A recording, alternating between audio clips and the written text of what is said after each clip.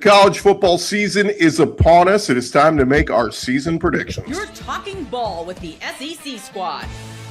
From Alabama to Tennessee, from Georgia to Oklahoma, from Auburn to Texas, it's the local experts of the Locked On Podcast Network bringing you scoops, breakdowns, and the most comprehensive preview of the upcoming SEC weekend. It's the SEC squad, and we have a seat for you. Hurt feelings and thin skin are prohibited. Squad up, you're part of the SEC squad. And what's up, everybody? Welcome to the SEC squad. Sit back, grab your favorite beverage, and join us as we get you ready for another week talking all things SEC. And the season is almost here. We're going to preview the SEC season today. And today's episode is brought to you by KALSHI.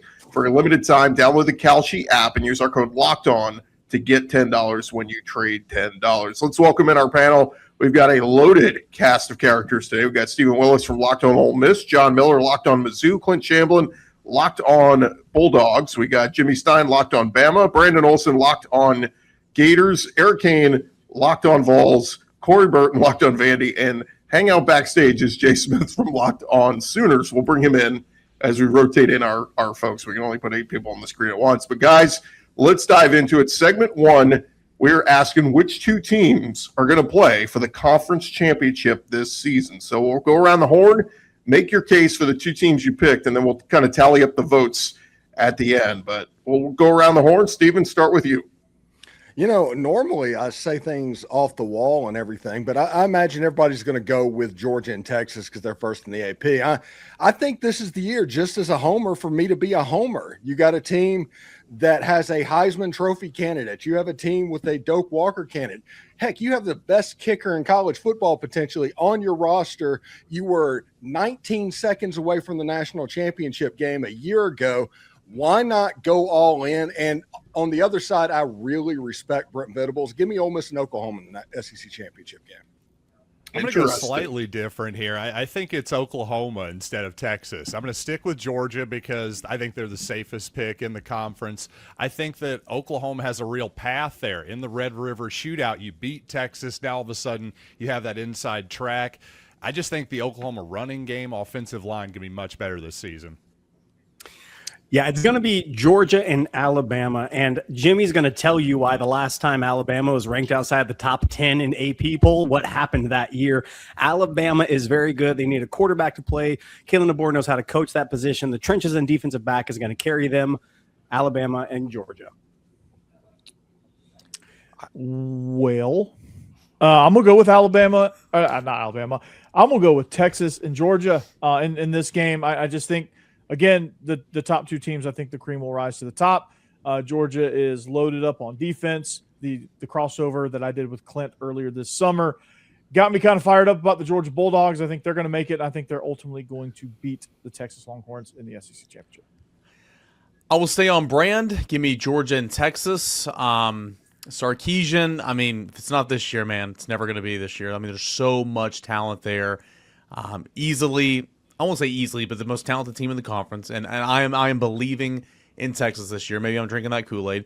Georgia, experience talks. Georgia's got the most underrated quarterback in the Southeastern Conference, in my opinion. He gets no respect amongst all the other ones, and he's arguably the best quarterback in the conference. And, I mean, they're good at other positions as well. But give me Georgia, give me Texas. Well, Stephen Willis started by being a homer, and so I think it's only fair that I continue. And I'm kidding. It's going to be Georgia and Texas. It's going to be Georgia and Texas. I will admit that I was very close to putting Georgia, Oklahoma here, but I think Texas has a ton of talent. I think that Georgia, I hate how many players they have coming back, and I hate how good I feel about them this year. I'm going to be honest about it. Really hated, but it's like a I think that blanket. those are two. I think those are the 2 best teams in the SEC this year. Yeah, I think it's Georgia and Texas. I think they're the 2 best teams. I think Texas has the highest ceiling. I think Georgia has the lowest floor. They're the 2 best teams, but I'm also believing that the schedule is going to really dictate so much of this. Who plays who on the road? There's 9 games. I think that dictates as much as anything, but in the end, I think Texas has the highest ceiling. Georgia's the most consistent team. I like Georgia, Texas at the end. Jay, you're right. I got tossed in here. Yeah, I'm going Georgia, Oklahoma this year. Just as everybody kind of mentioned, Georgia, they're the ones that's been there consistently. I'm not going to take them out of there until they show me that they're not going to make it there, period. Plus, Gunnar Stockton is one of the more disrespected quarterbacks out there. I get the Texas love. The coaches just dropped their preseason all-conference, and they had 11 players from Georgia, 11 from Texas.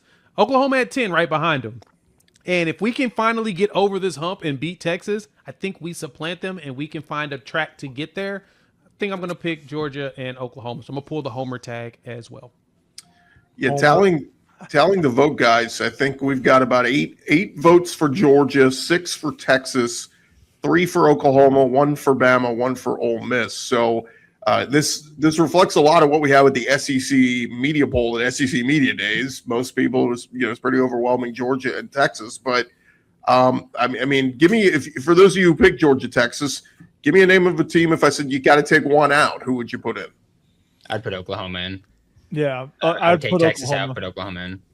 Yeah, Oklahoma for me. That was my first team out.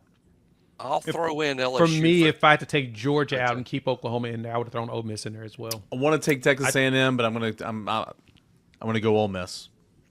I'll throw LSU in there for this reason. I really feel LSU has a better starting 22 than what Lane Kiffin had at Ole Miss.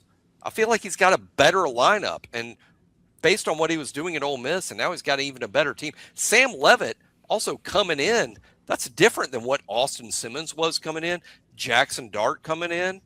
I mean, I feel like, I don't know that anyone's underestimating Lane Kiffin or not giving him enough thought, but the fact of the matter, I think this LSU starting 22 is better than the Ole Miss 22 he had in Oxford. Early on in the season, LSU is going to surprise some people, put up some good things. The war of attrition over the long haul, because I think you're right, depth is a huge problem at LSU. You start getting down in the second and third, it's a bad situation. I think later on in the season, they're going to drop one against 2 maybe that they shouldn't. Early on, they're going to ruin somebody's season. Yeah, what the LSU take, like 41 transfers this offseason? I'm sure they've got their first string is going to be impressive. I do wonder about that depth, like everybody's saying there.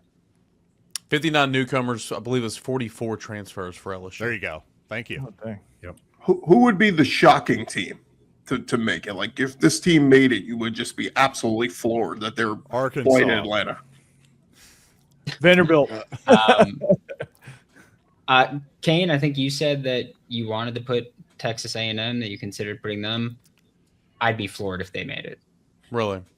I'm just not as bought in on them. I think replacing both your coordinators and stuff, I'm not a big fan. I mean, I hear you. Like I get it, but I mean, they're a top 10 team. So, like, does that really qualify as being floored? I don't think they should be. Okay. And they were 11-0 last year. They were 1 win away from going to Atlanta That's last true. year. They did just have a lost cake to Texas. schedule last year, though. I think if Tennessee gets quarterback play, they could surprise. And if that happened, I would be floored. But I do think that potential is there. So I listened to Heather Dinich on the Pat McAfee the other day. So, like, I mean, there's just, why even show up and play the games, right? I mean, she knows it all, right? So why even show up? So I appreciate it, Steven, but we probably just, call it quits now, right? I like Steven's pick in the sense that the last time Tennessee had a freshman quarterback, they made the 12-team playoff. And this kid has a lot of talent. I don't rule out Tennessee by any means. I don't know that you see them often predicted to get that far, but I think Tennessee is certainly capable. I think Faison Brandon, he's currently trending to win the job now. We'll see if this time next week Josh Heupel's named a starter. Typically, this is, this upcoming weekend's kind of when he names it a starter. Faison Brandon, I would say, is trending because he's had a better camp. He's made more plays, explosive plays in scrimmages. I mean, he's 6'4", 225. He looks like $1 million. He's walking in. He or George McIntyre are walking into a good situation. Veteran offensive line, explosive at wide receiver. 1,000-yard rusher in the backfield, plus a lot of competition in that backfield. If the defense can take a big step, obviously, need a big step. Not going to be 2024's defense, obviously, but I mean, yeah, I think Tennessee, as long as you get a quarterback that manages the game well, makes a couple of plays, and does not turn the football over, and Josh Heupel's quarterbacks outside of Joey Aguilar do not turn the football over, yeah, I think Tennessee can certainly be exciting offensively. Yeah, I think that's one team that would floor me is them and A&M, and then more so with Tennessee, it's the wow, your young players really stepped up, and your new defensive coordinator, Jim Knowles, really got them going very fast, like a lot earlier, a lot more ahead of schedule. If he did that, that's to me is the only way I see Tennessee getting there is if he's ahead of schedule, like you said, Eric. 2024, probably not, but if he can get really close to that, and you have a quarterback that just manages the game properly, you could probably sneak past some of these games that people are kind of betting Tennessee off on. And so they would, but A&M is definitely the one that would floor me if anybody, because losing both your coordinators, you promote it from within, someone that's never called plays before. Right. Little concerned there. The only thing that can help you is Marcel Reed as a returner, but at the same time, do we trust Marcel Reed making all the choices? I don't know if I can do that yet. No, A&M's big problem is Marcel Reed. He's going to give the ball to the other team quite a lot, and it's a huge problem. Tennessee, I like what they have going on, and Josh Heupel always goes quarterbacks, but the schedule is brutal for them. They play 4 teams that they'd likely take an L on. If they can get past 2 of those, yes, they got a chance. But A&M, last year I was high on A&M. I picked them to be in the playoff. This year, I think they missed the playoff in entirety. Real quick, around the horn, John Miller, give us everybody give me your SEC champion winner. We did who would get to Atlanta, but John, run down the line. Give me your winner of the SEC championship. I'll stick with Georgia. Emotional hedging, Bama. Corey? Georgia. Cater? Hook 'em, baby. It's the year. Okay. Steven? Yeah, you don't even need to ask. Ole Miss? All right. Yeah, if you're going to go Homer, go Homer. Okay. Jay? I kind of agree with Steven on that. I was going to do the emotional hedging, but nah, give me Oklahoma. Jimmy? I'll go Texas. Brandon, put yourself back in here for somebody. It's Georgia, unfortunately. Gordon, who you got? That was satisfying. I got Georgia. Yeah, I mean, I want to pick Georgia, but 3 straight years of winning it. Yeah, do it, Somebody's got to break through. I think Texas. I'll ride with Arch and Sark. I think they get it done. Do it, Gordy. So just I hate to be the guy defending Georgia. I just got to ask real quick. So Georgia has shown you they can win consistently big games. Texas has shown you they can't, but like this is the year where it's like, yeah, they finally get it done. Like I thought the Generals were due. That's the logic we're tracking. Well, you said Texas can't win big games. What have they done against their 2 biggest rivals, A&M and Oklahoma? They've taken care of them. So,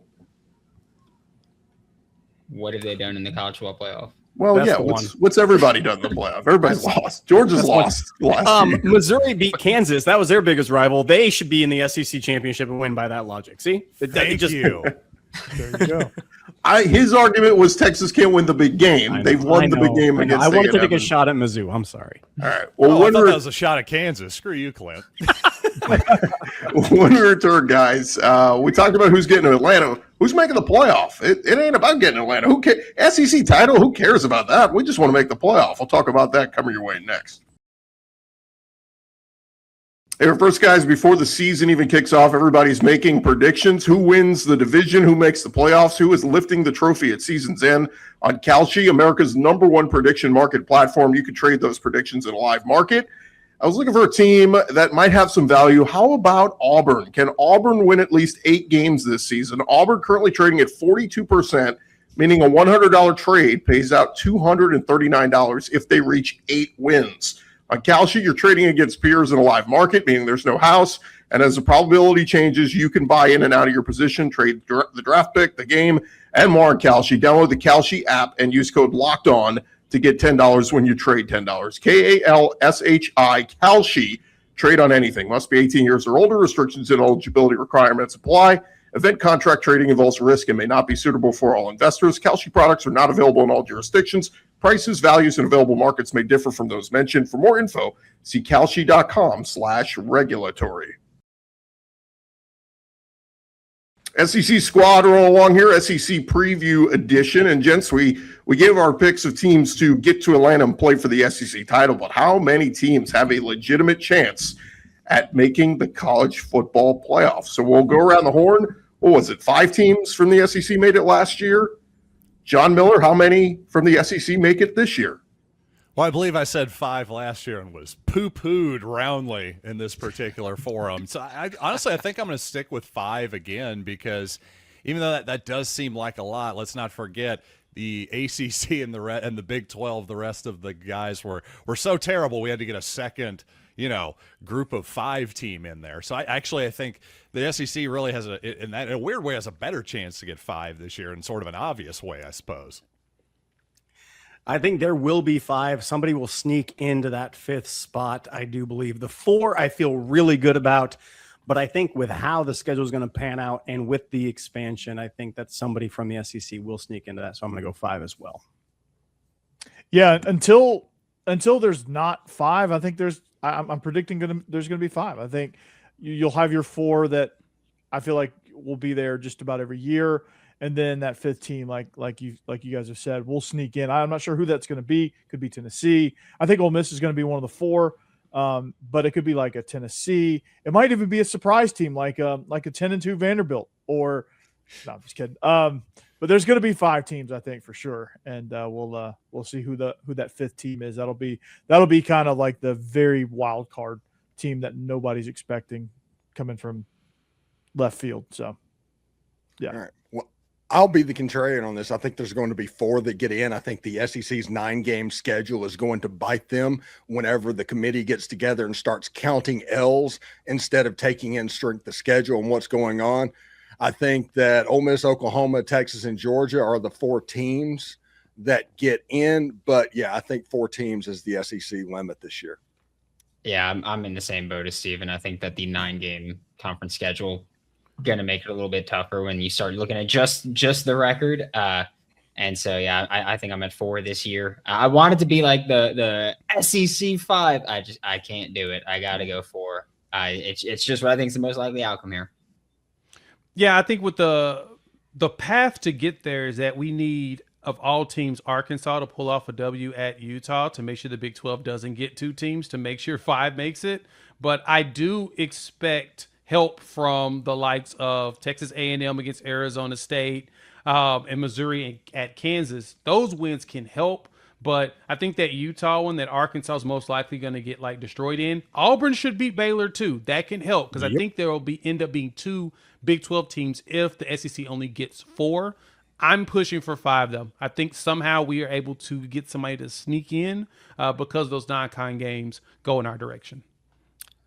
I think it'll be 4. The first year there were 3. Last year there were 5. The average is 4. The difference was Notre Dame. Notre Dame in the first year, SEC only had 3. Notre Dame not in last year, opened up an additional spot. SEC had 5. This year Notre Dame likely in. So I'm going to go 4 SEC teams, and the 9-game SEC schedule will be the talk of college football through November, in terms of what is the committee going to do with an SEC team that has 1 more loss than they're normally used to dealing with, but is clearly good enough to be in the playoff. I think that's going to be the discussion in November. Yeah, I agree with a couple of you guys. Jimmy, I just went. I think 9 games is going to get this league. It just is what it is, right? You're going to cannibalize one another because you're playing each other another week. I got Texas, Georgia, Oklahoma, Ole Miss, the 4 teams, Alabama on the outside looking in.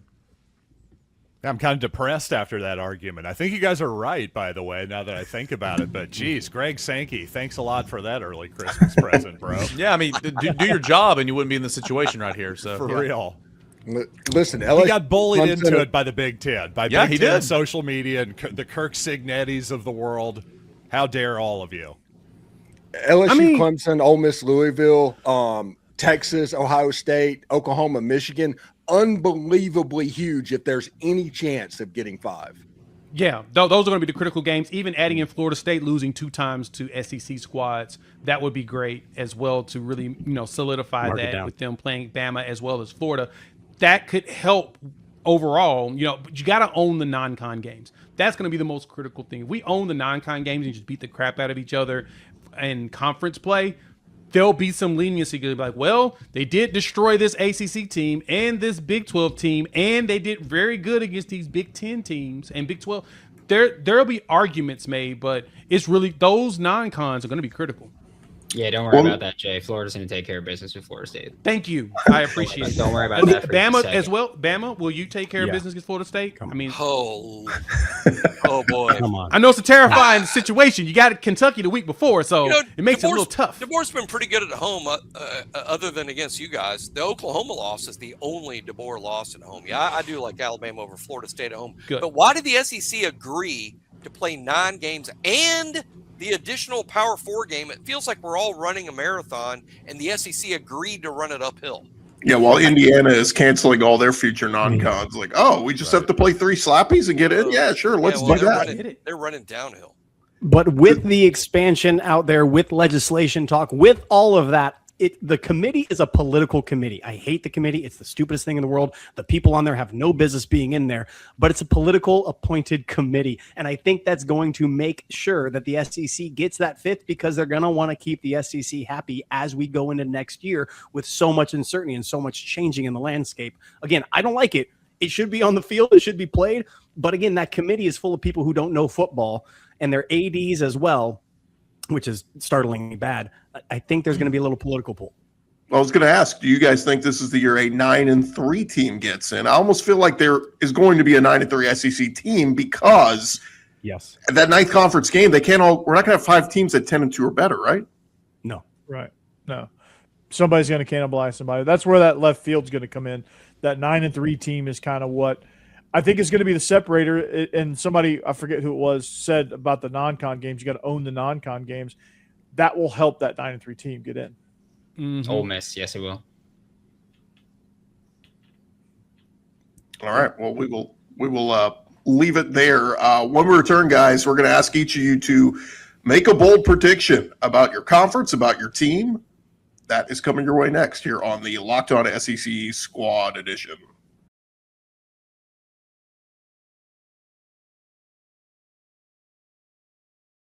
Grab the reins. Love it. Corey, we'll start with you. Yeah. So bold prediction. For Vanderbilt, I think they're going to hit their ceiling. A lot of people are saying Vandy's going to go back to being that 3-9, 4-8 type team. I think they're going to hit their ceiling. They're going to win about 8 games or so. That's my bold prediction. And I think Jared Curtis is going to have a really, really nice football season. I don't know if that's bold, but Jay, you're up next.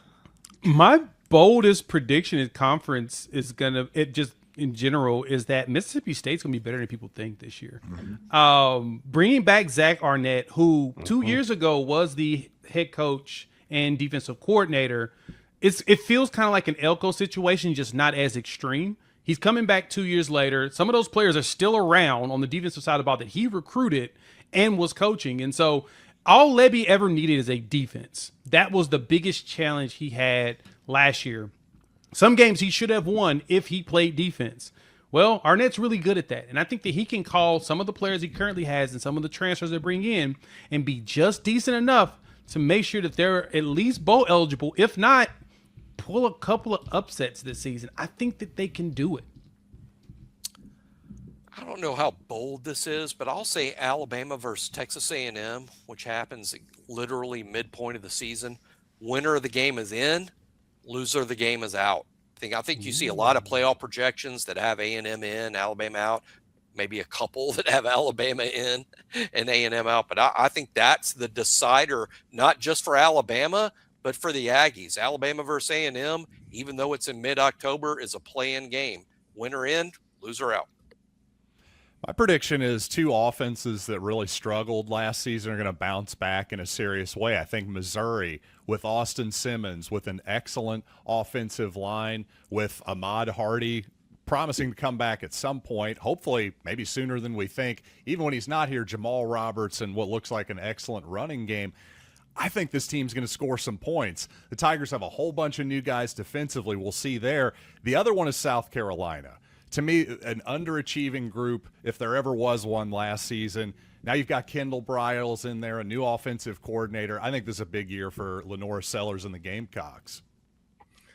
Yeah, one thing's interesting is I think with all the noise that's going to be said about Ole Miss and LSU and how everybody's focused on that game, I think the game of the season for Ole Miss is Ole Miss at Texas. That is the biggest game of the year for Ole Miss. And I do think Jonte Cook going back to Austin, he has a chance to put up an Elijah Moore type season from the slot position. The rumor is he hasn't lost a one-on-one this fall camp and is really locked in at this point. I'm pretty excited about that. And I agree on the South Carolina thing, by the way. Lenore Sellers was built in a lab for that offense.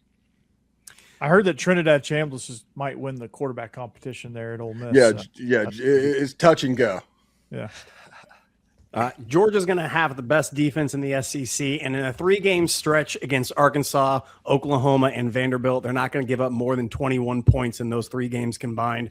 The defense is woefully underappreciated by the national media. People are saying there's a good floor to them, but they don't realize how good this linebacker room is and how much improved Elijah Griffin's going to be from year 1 to year 2.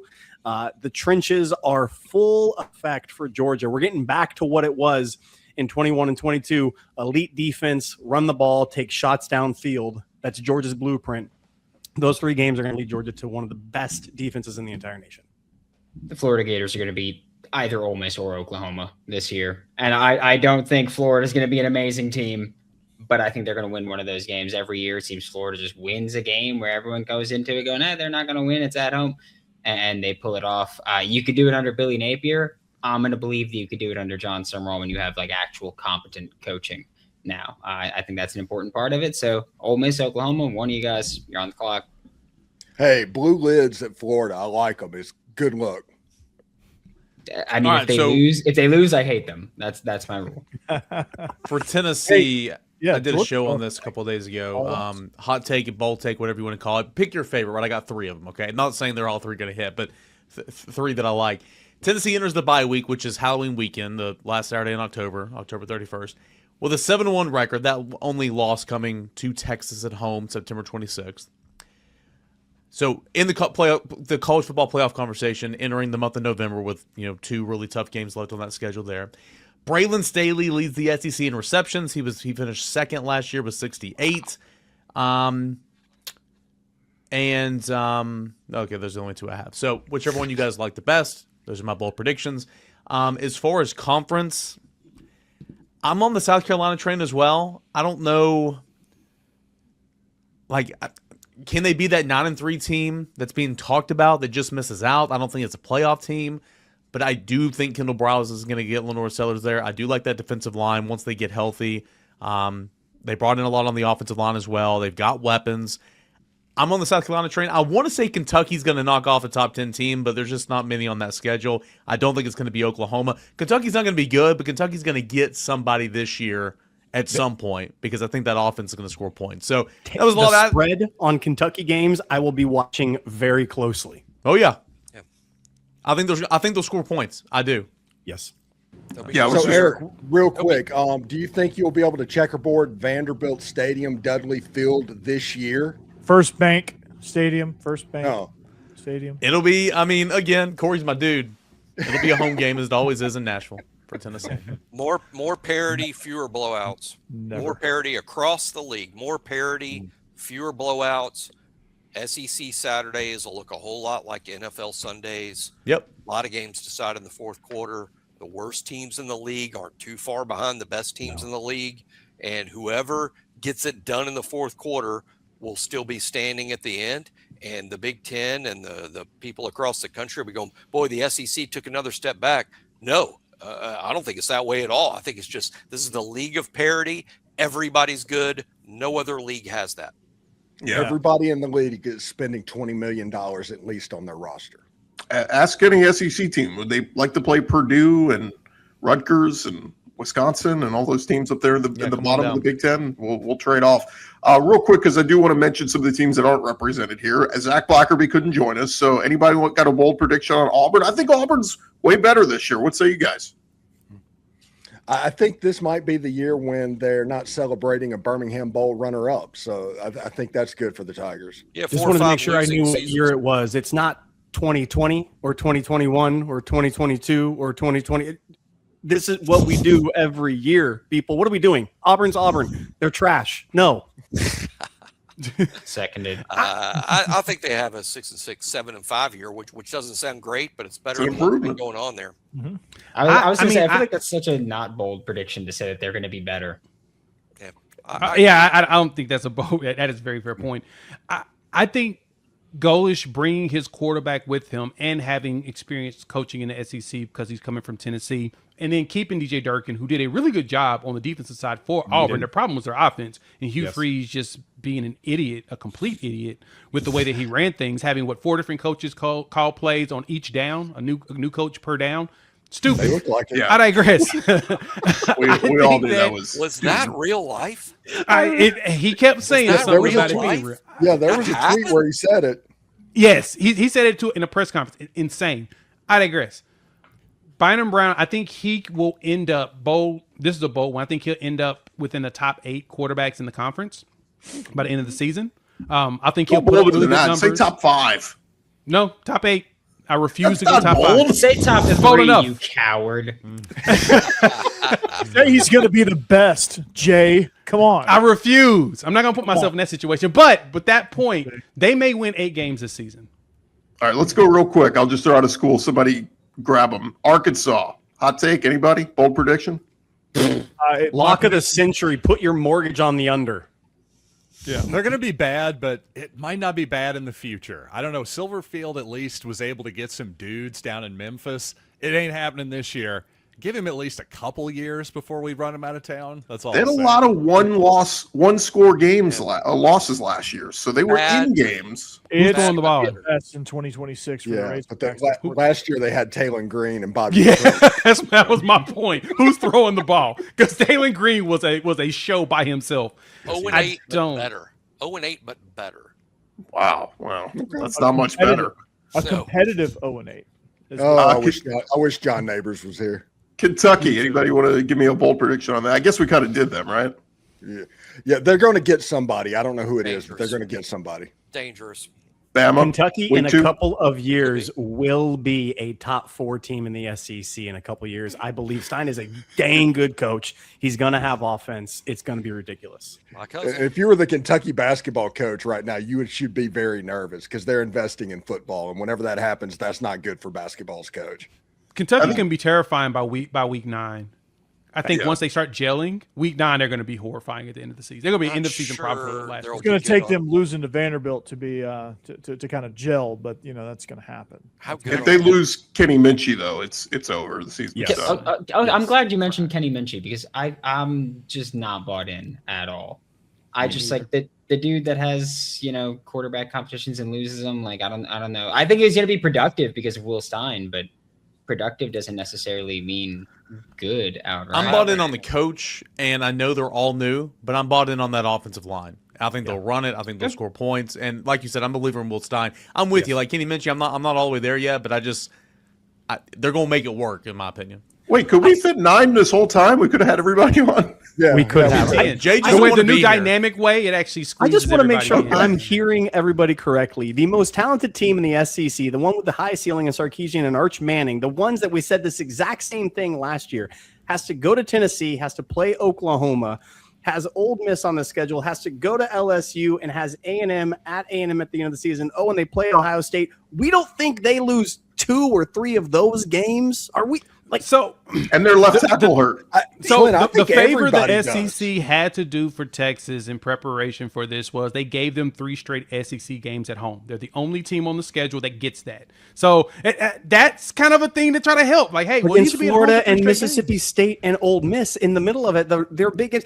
My bold take is Texas loses 3 games, and they're the one that we're talking about trying to get into the playoff. Like they're losing. I think they'll beat Ohio State, but I think the rest of the schedule. Think they beat Ohio State. With their schedule 9-3, they should be in.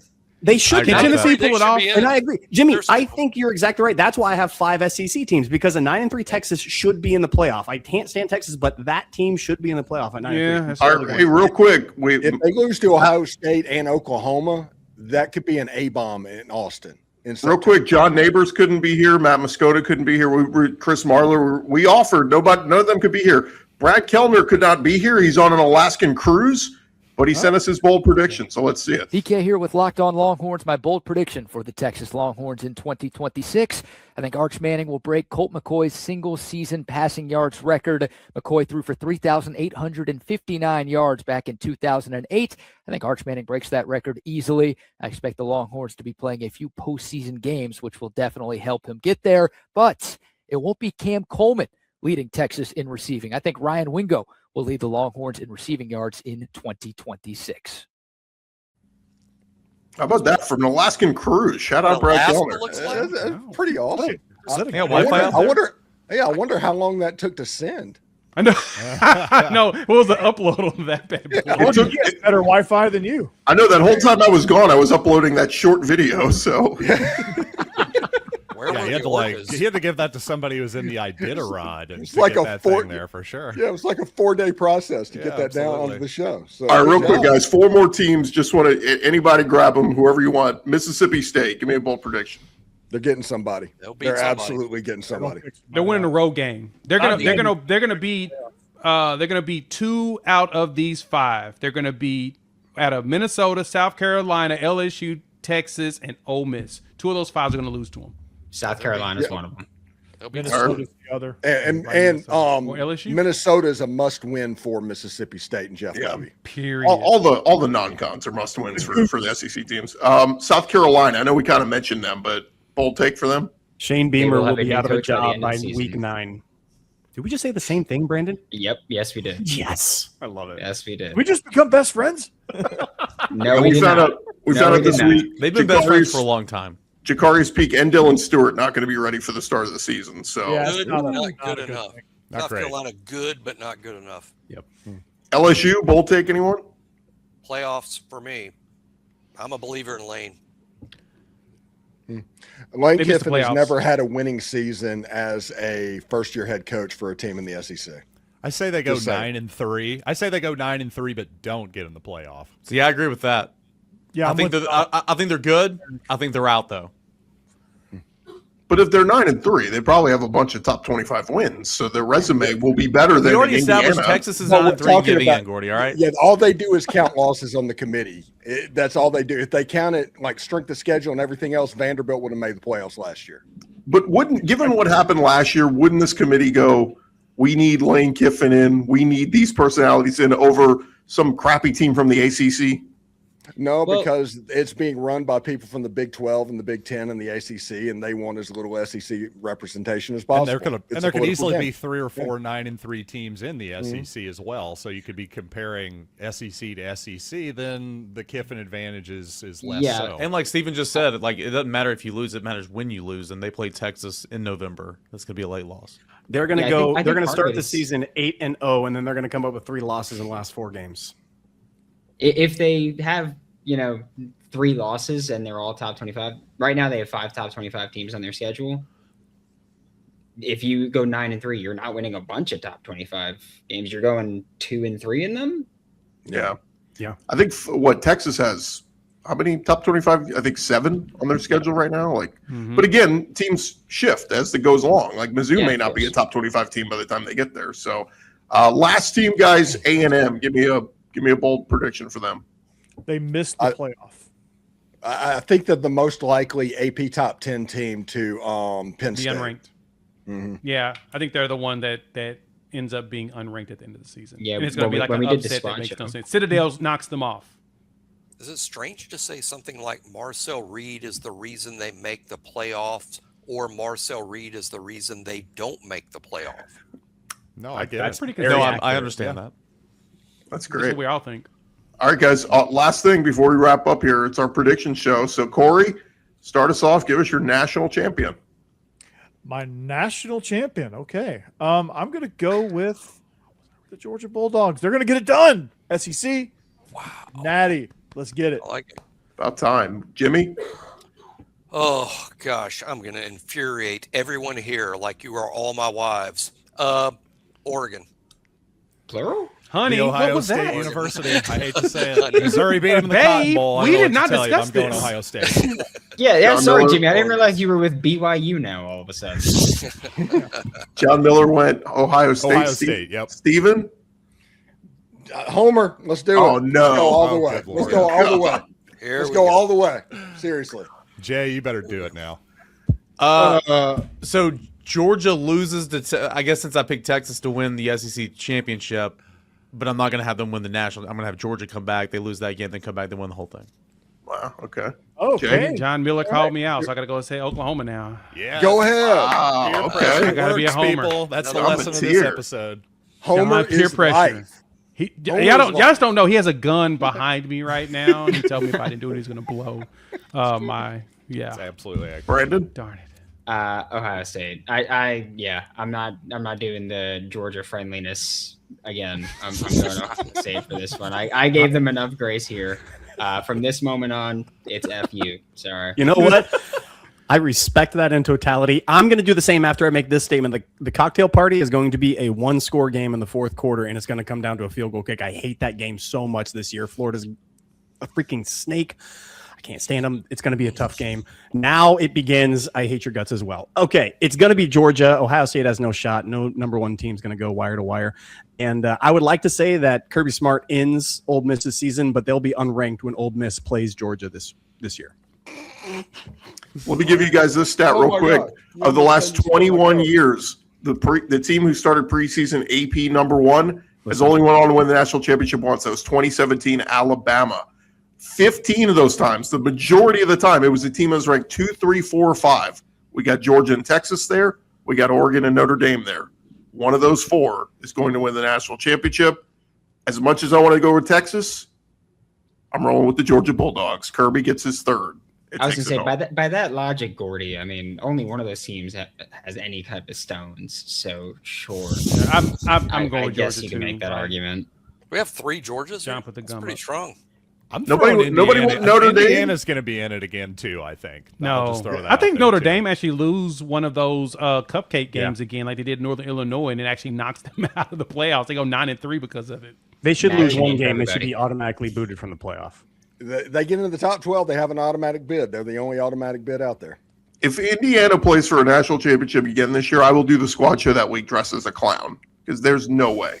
There's Kurt no Signetti, way. Why? you were I do lightning every in show dressed like that. That's so. absurd. There's no way. lightning in a bottle, John. All their pros. I just saw Fernando Mendoza at practice the other day. They're all in the NFL.